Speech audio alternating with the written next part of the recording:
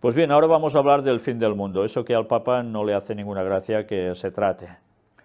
Pero además lo vamos a hacer con un escrito también de gente que pertenece al tema vaticano. Comentario a la liturgia dominical. Mirad qué nos dice aquí. Idea principal, ¿cómo prepararnos para el final de los tiempos? Síntesis del mensaje. Estamos terminando el año litúrgico y es lógico que los textos de este domingo tengan tono y sabor escatológico, o sea, profético, del futuro. Es decir, que nos hagan mirar al futuro de la humanidad y el nuestro. A esta mirada hacia el futuro nos invitan no solo el Evangelio y la primera lectura, sino también esta vez la segunda lectura de San Pablo. Ahora bien, los últimos tiempos ya los estamos anticipando siempre en la participación de los sacramentos, sobre todo en la Eucaristía, y con la construcción de un mundo más humano y cristiano. Para quienes anuncian insistentemente y con tonos tremendistas que vendrá ya el castigo y el fin de los tiempos, Cristo hoy nos dice que no es inminente. Eso tiene que ocurrir primero, pero el final no vendrá enseguida. Fe, confianza y perseverancia en el bien.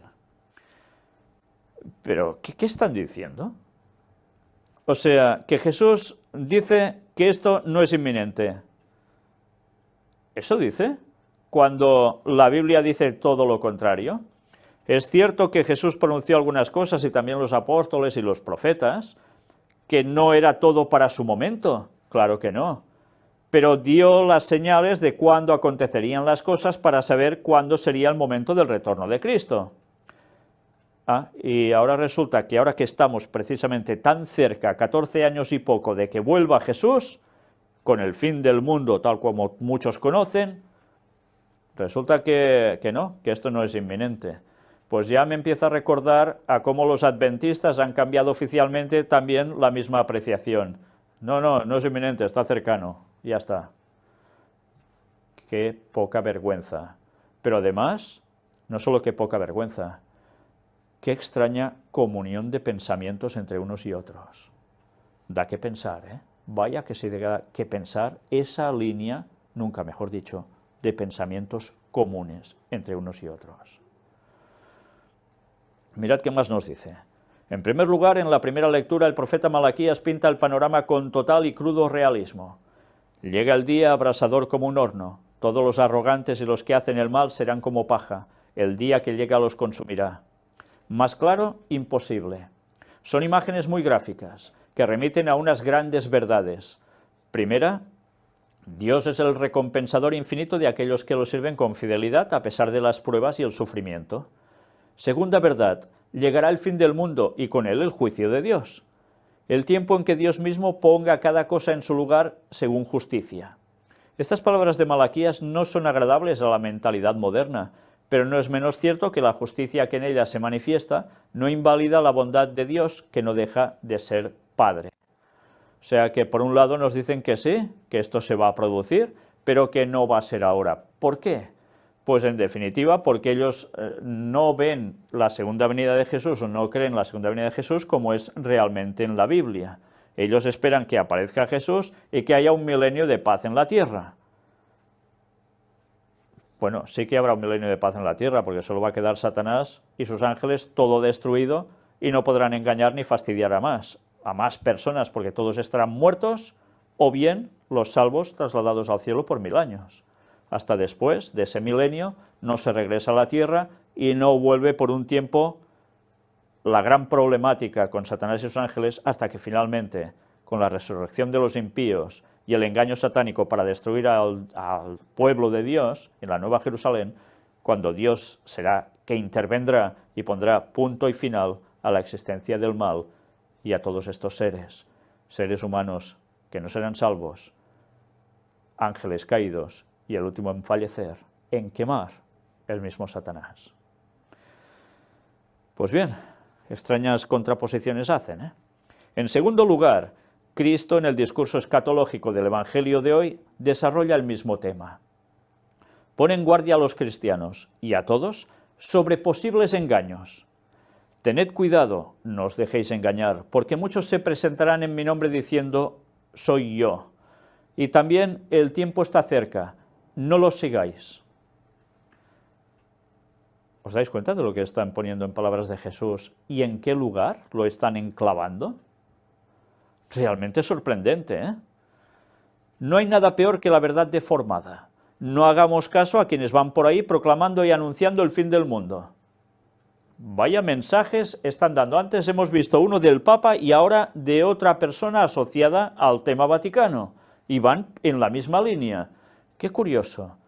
Parece que Satanás empieza a mosquearse bastante con este tema, ¿eh? Mirad qué más nos dice ahora. La Iglesia ha sido siempre muy cauta en estos temas. Por eso, cuando ha habido supuestamente revelaciones privadas al respecto, la Iglesia no ha dado rápido el veredicto o la aprobación, sino después de un prolongado tiempo de prueba, ya sea aprobándolas o negándolas. Por eso, lo mejor es permanecer tranquilos y serenos en nuestra oración, haciendo el bien a nuestros hermanos y firmes en nuestra adhesión al magisterio de la Iglesia, y no buscar alarmismos gritando que la justicia de Dios ya está por caer sobre nosotros como un nuevo diluvio y que tenemos que meternos, sabe Dios, en qué nuevo arca de Noé. Es curioso, ¿eh? Porque está diciendo el mensaje que anunciaba Pedro, que tenía que ver también en comparativa a lo que sucedió en los días de Noé y el fin del mundo. Y ahora utilizan lo mismo para negar que todo eso debe ser así. Es realmente impresionante qué tejemanejes son capaces de decir. En el plan de Dios, esas guerras, revoluciones, terremotos, epidemias, hambre, tienen la misión de recordarnos que en esta vida todo es transitorio, todo pasa. Llegará el día de los cielos nuevos y la tierra nueva, solo así triunfarán la justicia y la felicidad indeficientes. O sea que todas esas cosas nos hacen pensar que todo es transitorio y ya está. Pero no nos dan pruebas de que son señales del retorno de Cristo. Qué curioso.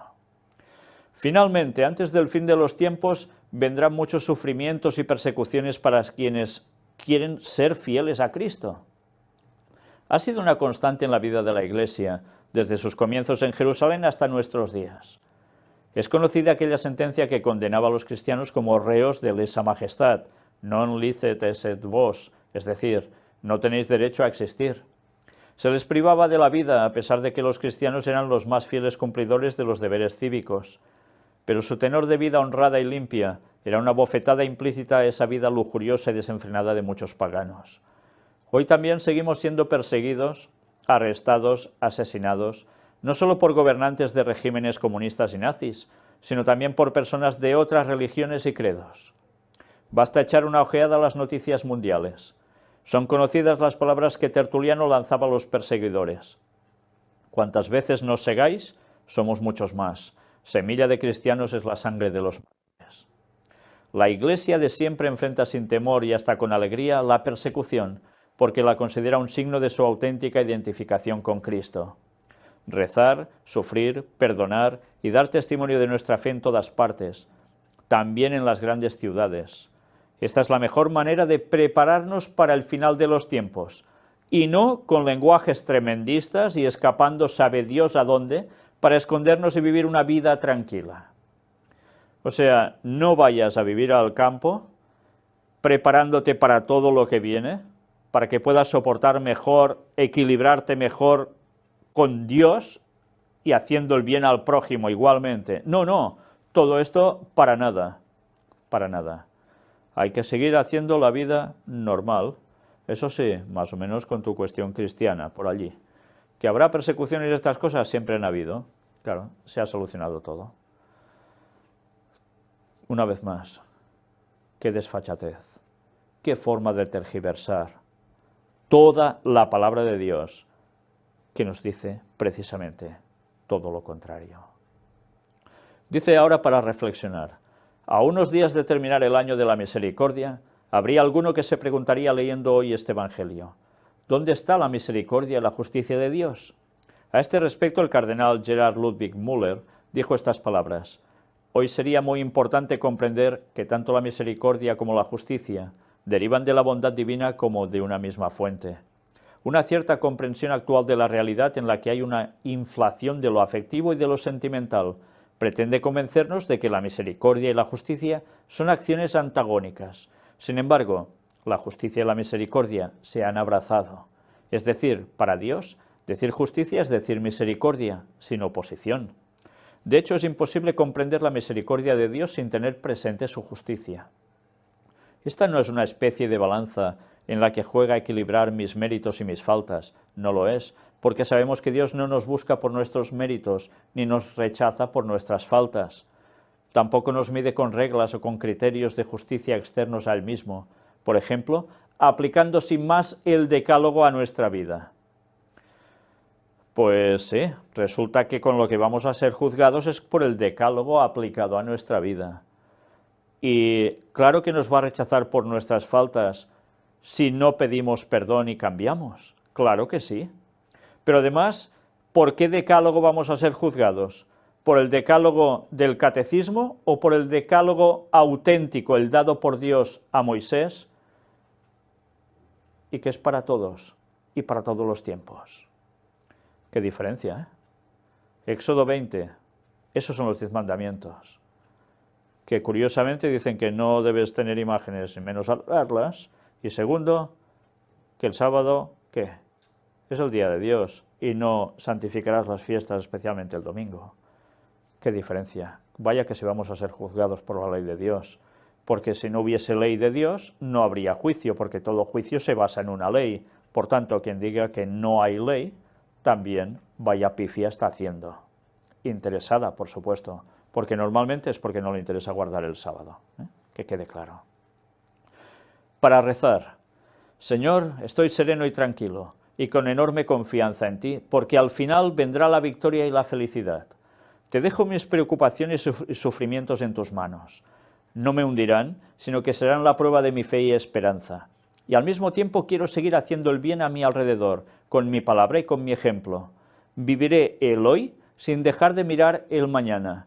Soy peregrino hacia la eternidad y no quiero distraerme en bagatelas y fruslerías. Con la perseverancia, me dijiste, salvaré mi alma. Amén. O sea que son bagatelas y fruslerías todo lo que está diciendo, que es lo que debemos decir nosotros. Todo lo que planteamos, todo lo que anunciamos, todo eso para ellos son bagatelas y fruslerías. Y, eso sí, convencidos de que con perseverancia salvarán su alma. Pues con perseverancia en no sé qué, en llevar la contraria a Dios será. Pues así poca salvación tendrán, ¿eh? Una vez más, ellos también deben conocer el mensaje, porque estos planteamientos no solo les perjudica a ellos mismos, sino a tantos católicos y algunos de muy buen corazón que se tragan esas palabras. Gracias a Dios que el mensaje al final va a llegar a todo el mundo sin excusas y cada individuo deberá tomar su decisión en pro o en contra de la verdad de la palabra de Dios, de Cristo. Como no nos preparemos para todo lo que viene, viviendo eso sí el día a día y ayudando a los demás, todas estas frases no van a servir para nada, solo que para llevar a gente a la perdición.